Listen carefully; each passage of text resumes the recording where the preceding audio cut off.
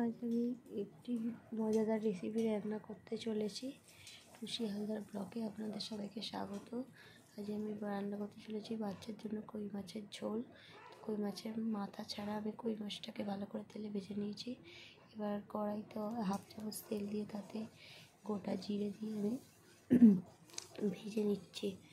আর এই মাছের ঝোলটা বাচ্চাদের খুব উপকারী, তাই আমি এই ঝোলটা রান্না করব। আর এর মধ্যে আমি দিয়ে দিচ্ছি একটুখানি ক্যাপসিকাম, একটু ঝিঙে, একটু কুমড়ো, একটু পেঁপে আর আলু। বাচ্চারা যেহেতু মাছ দিয়ে ঝোল খেতে ভালোবাসে, তার জন্য আমি সব রকম সবজি দিয়ে কই মাছটার ঝোল বানিয়েছি। আর এই মাছটা আমার বাপি জলা থেকে এই বর্ষায় কই মাছ ধরেছে, তাই দিয়ে গিয়েছে। তো মাছটার মাথাটা বাদ দিয়ে দিয়েছি, কারণ মাথাটা তো এতটা শক্ত বাচ্চাদের খাওয়ানো যায় না। তাই জন্য আর আমার বাড়িতে 9 মাসের বাচ্চা আছে, তো আমার বাচ্চা ছোটো, তাই জন্য আমি এই রান্নাটা করছি। আর এই সবজিগুলো দিয়ে আমি ভালো করে কড়াইতে ভেজে নিলাম। ভেজে নেওয়ার পরে বেশি ভাজবো না, মানে হালকা করেই ভাজবো। তার মধ্যে আমি একটু হলুদ অ্যাড করছি, একটু জিরে গুঁড়ো। বাচ্চাদের খাবারে যেহেতু বেশি মশলা চলে না, তাই জন্য আমি অল্প পরিমাণে মশলা দিচ্ছি। স্বাদ মতো নুন দিয়ে দেবো। আর এটা ভালো করে আমি মশলাটাকে, কাঁচা মশলার গন্ধ যাতে না থাকে, তার জন্য আমি একটু কষিয়ে নেব। কষিয়ে নিয়ে আমি এটাকে প্রেশারে রান্না করব।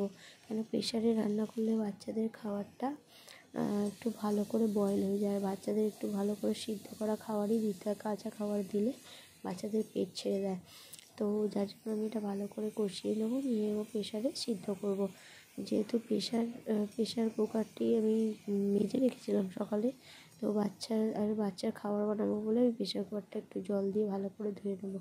কারণ ধোয়া বাসনে বাচ্চাদের খাবার বানালে সেই খাবারটা মানে ভালোই হবে। আর মাছটাকে আমি ভেজে রেখে দিয়েছি। আর এই প্রেশার কুকারটাকে আমি দেখছেন ভালো করে ধুয়ে নিচ্ছি। আর এর মধ্যে আমি যে মশলা, ওই সবজিটা করছি, এটা আমি প্রেশার কুকারে দিয়ে 4টে সিটি মেরে নেবো।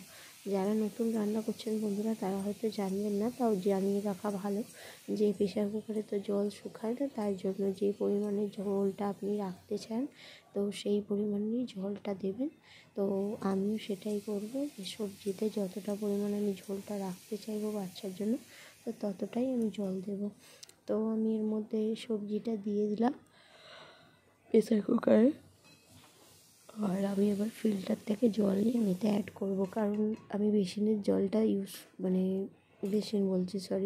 ট্যাঙ্কির জলটা দেব না। কারণ আমি ট্যাঙ্কির জলটা অ্যাভয়েডই করছি বাচ্চার খাবারের জন্য।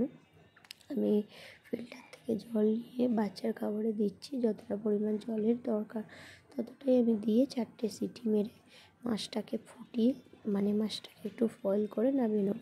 তো আমার হাতে খুবই কম সময় আছে, কারণ আমার আরও কাজ বাকি আছে। তো আমি আপনাদেরকে মাছ দিয়ে ফোটানো ভিডিওটা দেখাতে পারছি না। জাস্ট আমি এই পরিমাণে জলটা দিয়ে দিয়েছি এবং আমি একটুখানি সিটি মেরে নেবো।